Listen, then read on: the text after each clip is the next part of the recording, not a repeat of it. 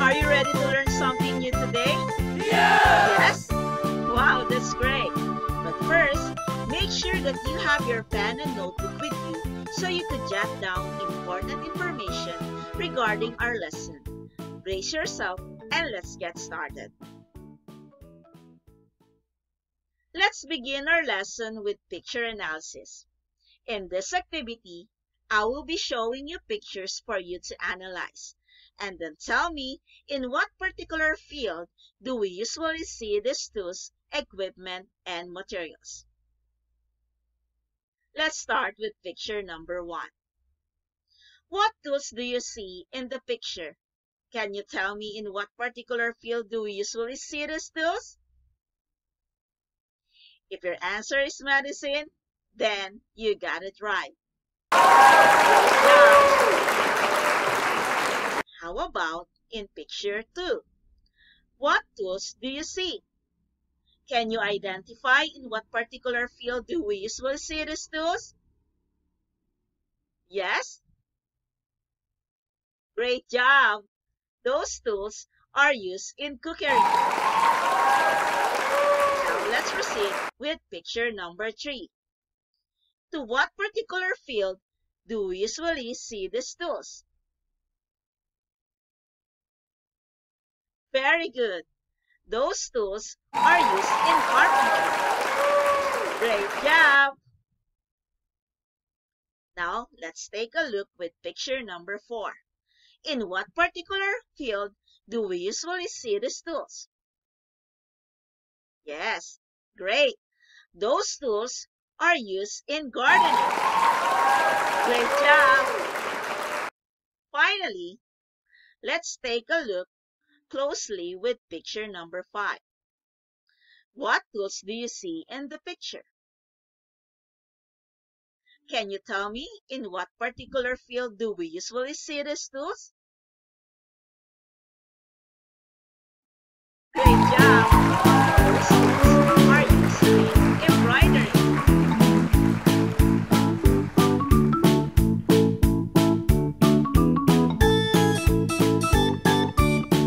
And our main topic for this day will cover about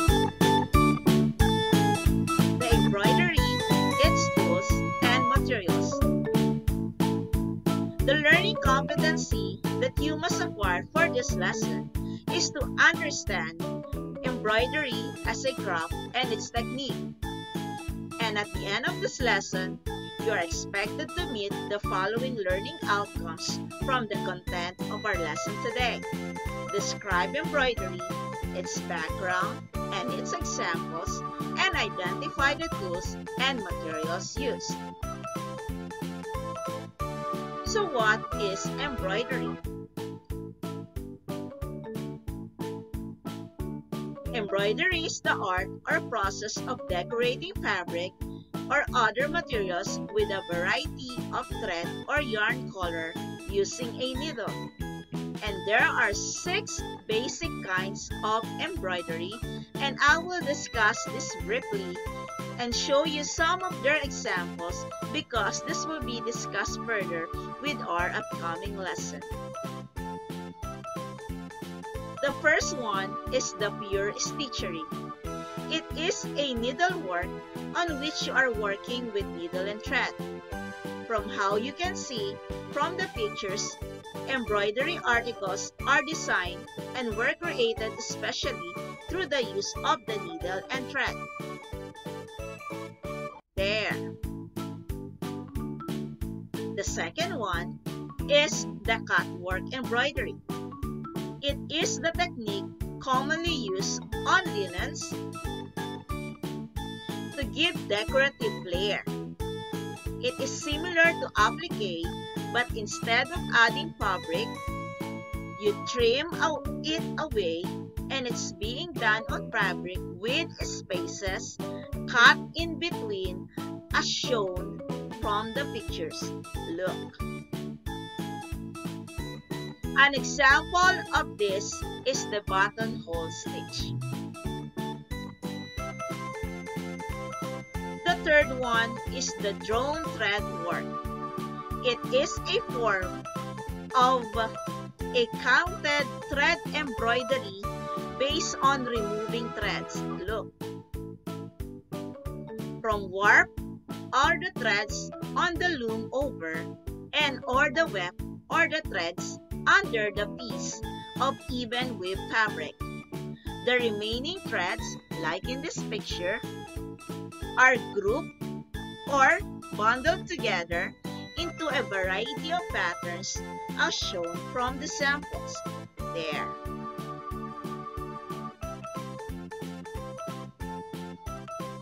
The fourth one is applique or patchwork. It is ornamental needlework in which pieces of fabric are sewn or stacked onto a larger piece of fabric to form pictures or patterns. As what you can see from the pictures, the small heart-shaped fabric had been sewn on the large piece of cloth. And on the second sample, the different sizes of circles here from the crown of the tree are formed from that design.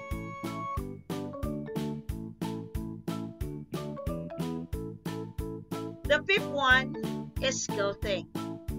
It is the term given to a process of joining of a minimum of 3 layers of fabric together either through stitching, manually using a needle and thread, or mechanically with a sewing machine or a specialized long-arm quilting system.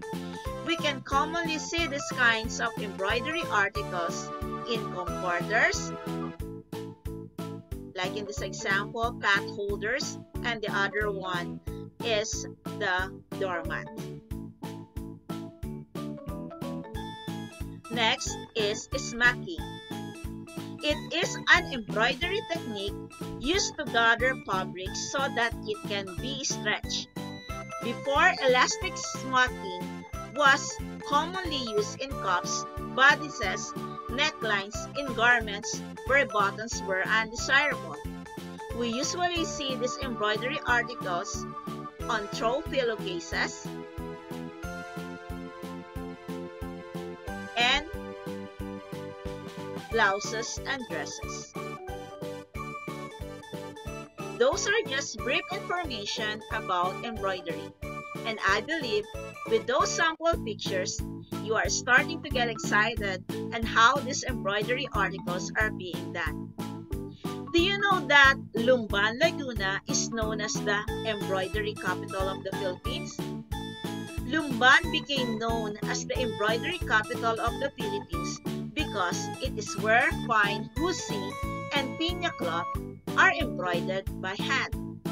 The finished products typically worn by men are known as barong Tagalog, and while the women use the saya Filipina. These products are available not only here in our country, but also exported in other foreign countries. Now let's move on with the tools and materials being used in embroidery.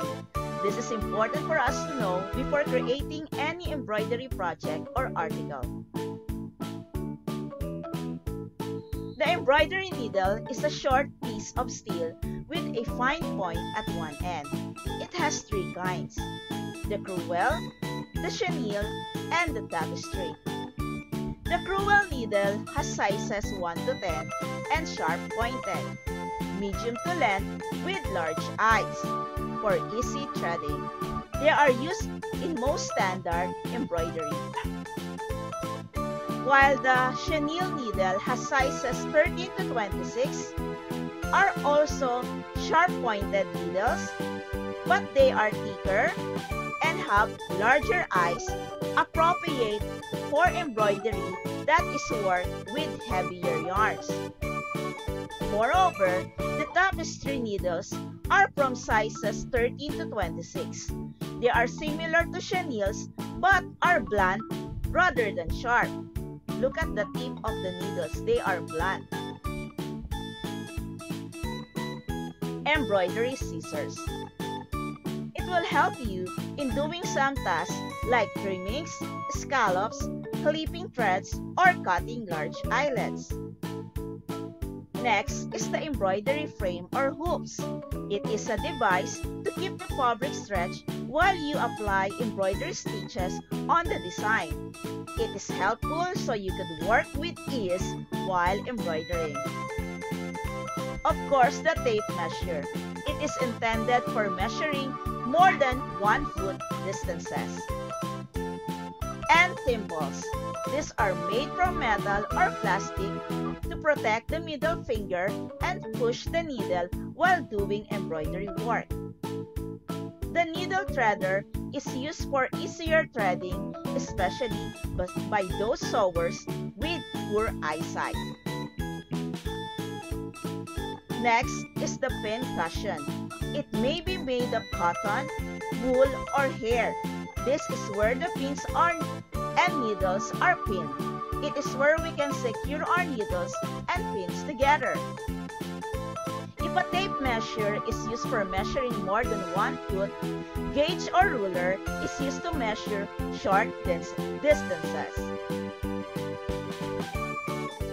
Alright, so we have learned already the 8 helpful embroidery tools. Now let's proceed with the different embroidery materials. The first one is the fabric. It is sometimes referred to as cloth, which has a great variety and differs in material, weight, weave design, color, and finish, and it has 3 types.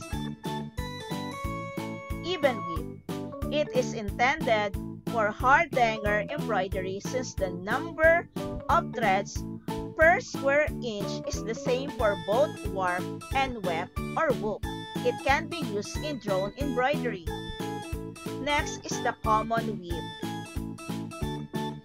It includes most tightly woven fabrics with a relatively smooth surface like linen, wool, and cotton. They are best used for articles with decorative stitches. The last one is the basket weave. It is commonly used by beginners. Includes like rami linen, wool, and cotton. They are best used for articles with decorative stitches. Embroidery threads. They are both in skeins, balls, or spool. They are available in variety of colors which are usually coded with numbers and color names. Carbon paper. It is especially waxed carbon paper that transfers the tracing wheel markings on the fabric. And the last one is the chalk pencil. Allows the placement of fine lines on fabric, and many of them had an eraser or brush so that the marks can be removed on the fabric. Great! So we have learned already the embroidery tools and materials. An important thing that we must know before dealing with creating different embroidery articles or projects is the familiarity of the different tools and materials that are being used for it. In this way, we can work easier, faster, and of course, safer, because the right tool is being used for the right task. Recognizing each tool and material together with its function and description may help us lead in making a successful projects in embroidery. And now, to find out whether you have understood our lesson for today, I have prepared here 2 activities for you. You are only given 2 minutes to answer each activity.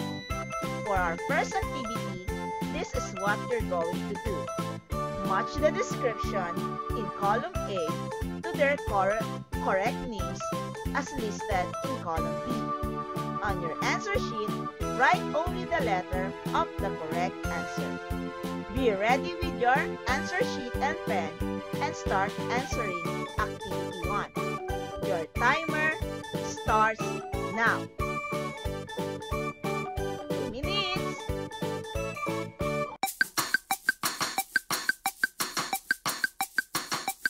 Write only the letter.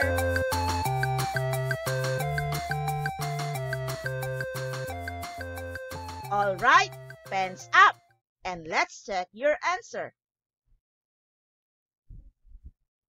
Did you get it all right?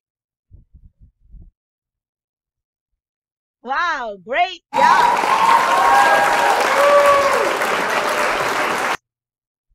Now, let's proceed with the second activity. In this activity, you will name the following tools and materials used in embroidery. Write the correct answer on your answer sheet. Your timer starts now.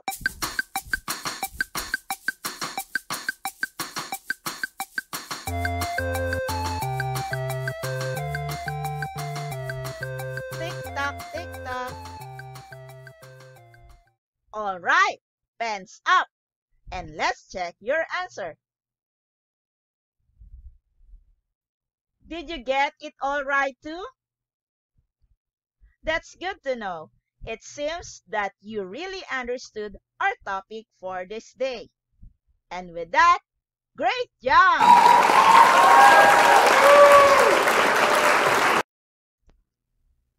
And for your homework, I want you to answer the activity performance worksheet numbers 3 and 4 found on pages 4 to 5. Write your answers in your lecture notebook and submit it on the scheduled date of returning and retrieval of your modules. You may submit also pictures of your answers through FB messengers as soon as you finish answering the activities.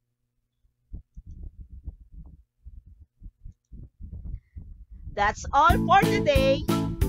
Happy learning, and see you again next time with our next lesson. This is Teacher Charity Victorino saying thank you and God bless us all. Goodbye!